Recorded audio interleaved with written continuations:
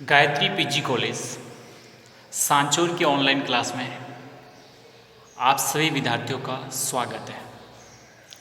प्रिय विद्यार्थियों, नमस्कार। बीए सेकेंड ईयर राजनीति विज्ञान विषय में हमारे विचारक हॉब्स से संबंधित आज हम उनके संपूर्ण विचारों की आलोचना एवं मूल्यांकन करेंगे।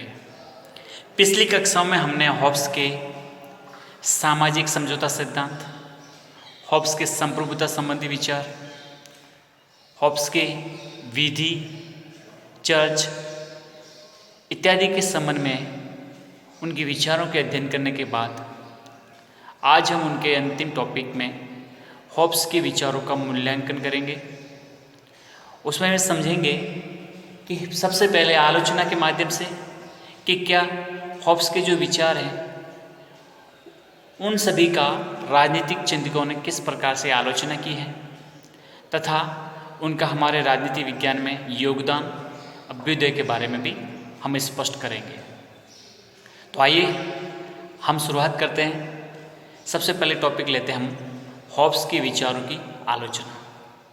देखिए, आप सभी ने हॉब्स के सभी विचारों को पढ़ा है। आपने अच्छे ढंग से हॉब्स का सामाजिक समझौता सिद्धांत पढ़ा है, फिर आपने हॉब्स के संप्रभुता संबंधी विचार पढ़े, आपने हॉब्स के व्यक्तिवाद संबंधी विचार पढ़े।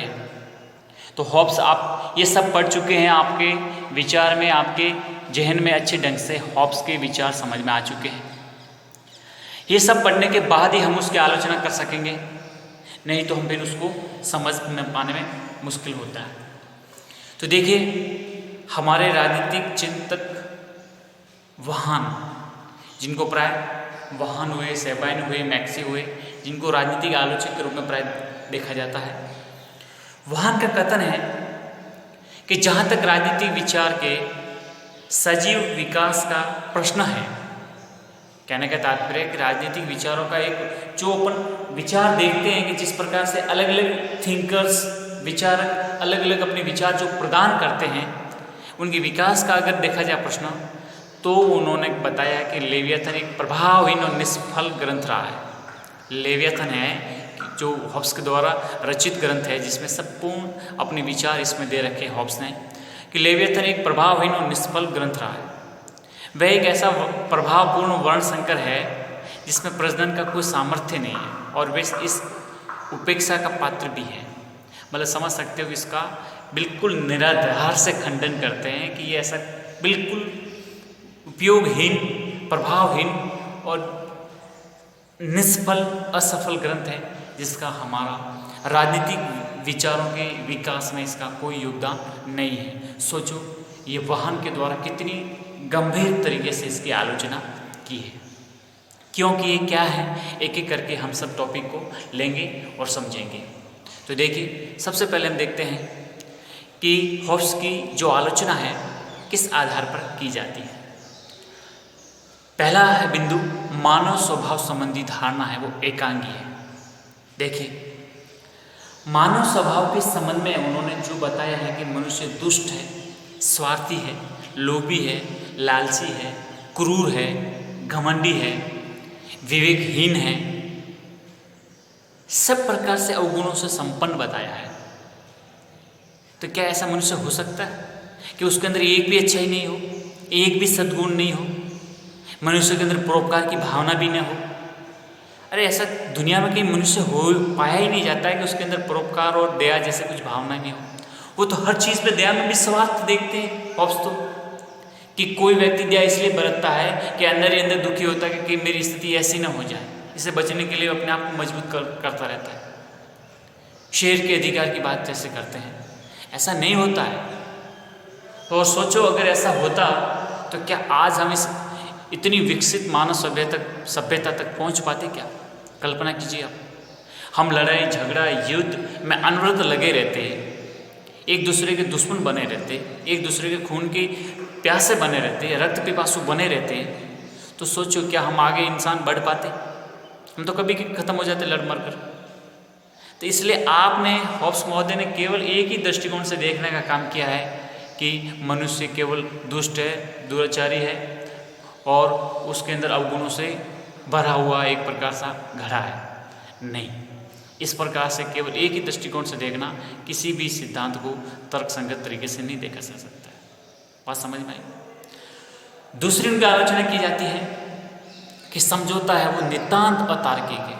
अब सोचो, एक तरफ तो आप बता रहे हो कि मनुष्य बहुत ही दुष्ट, दुराचारी, निकम्मा है, यहाँ पे कह सकते हैं कि बुरे गुण हैं, विवेकहीन है।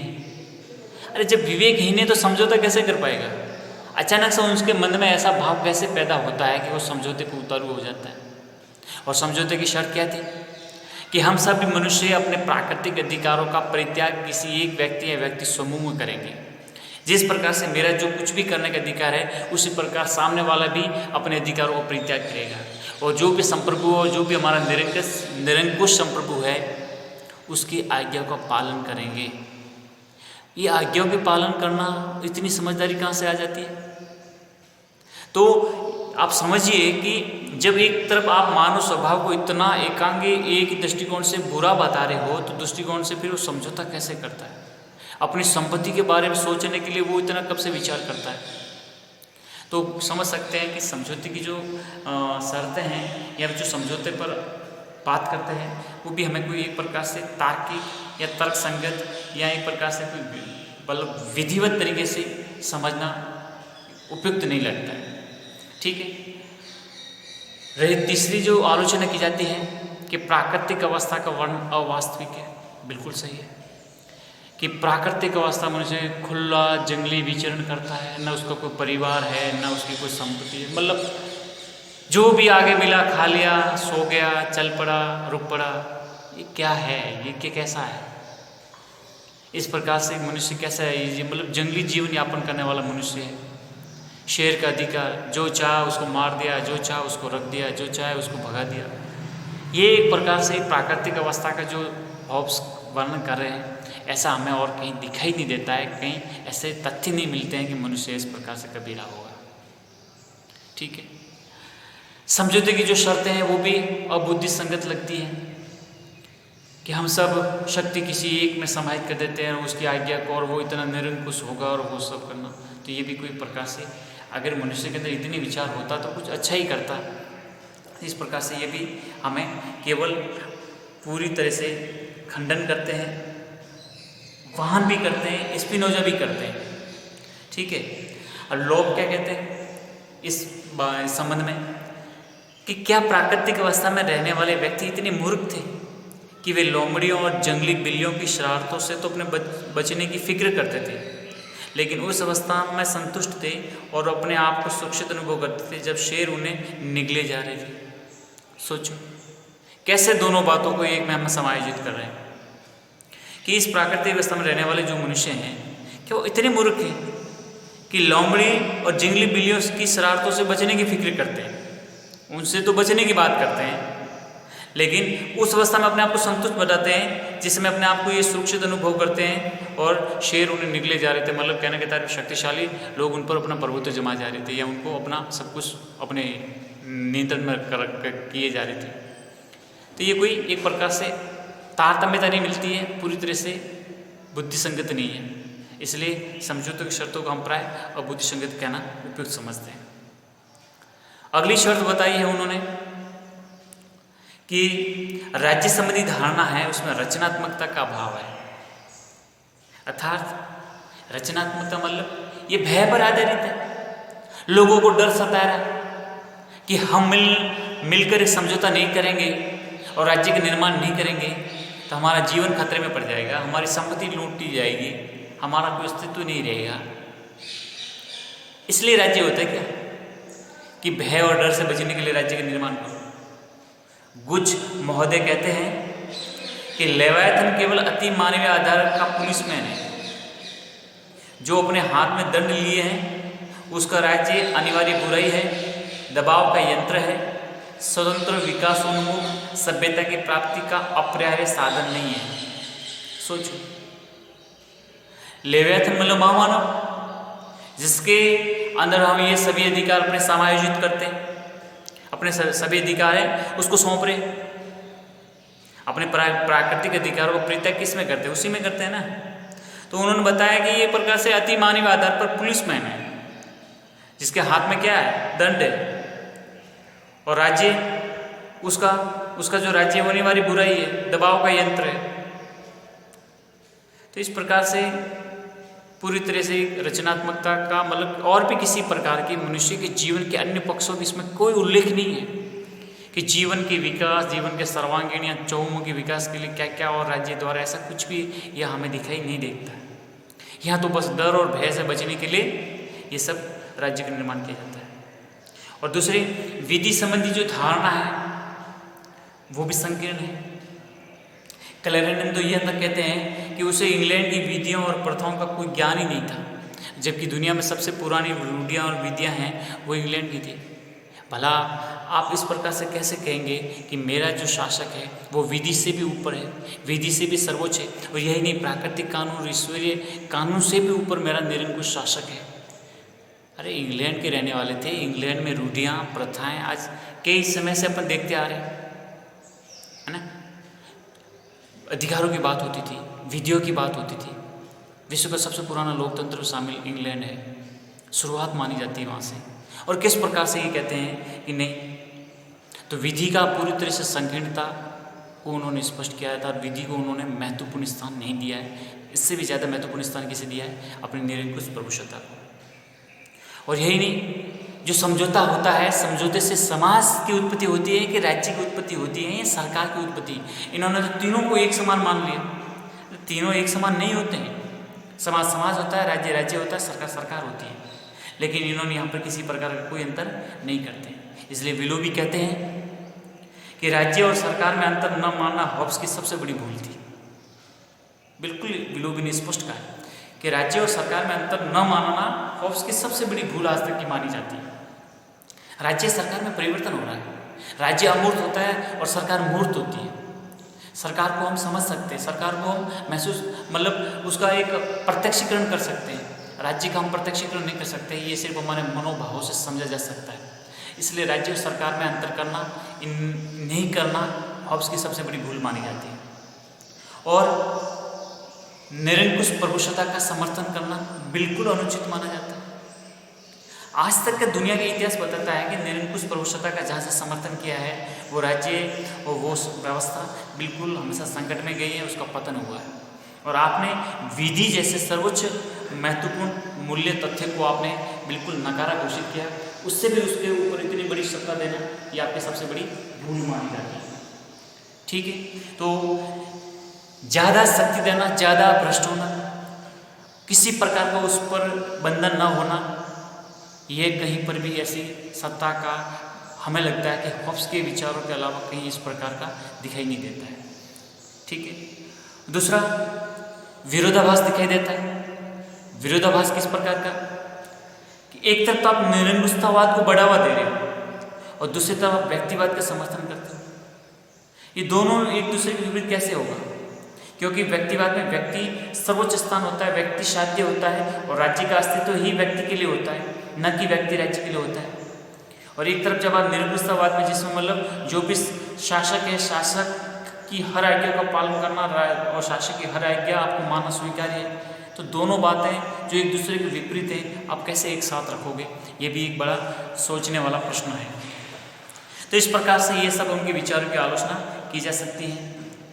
फिर भी हम हॉब्स के योगदान को भुला भी नहीं सकते। ऐसा नहीं है कि सब कुछ उन्होंने जो भी किया वो बिल्कुल कोई काम का नहीं, ऐसा कुछ भी नहीं है। कुछ तो उनमें भी है, कुछ उनके भी विचार हैं जो आज भी हमारे राजनीति चिंतन के इतिहास में एक महत्वपूर्ण विचारक के रूप में, महत्वपूर्ण देन के रूप में माना जाता है।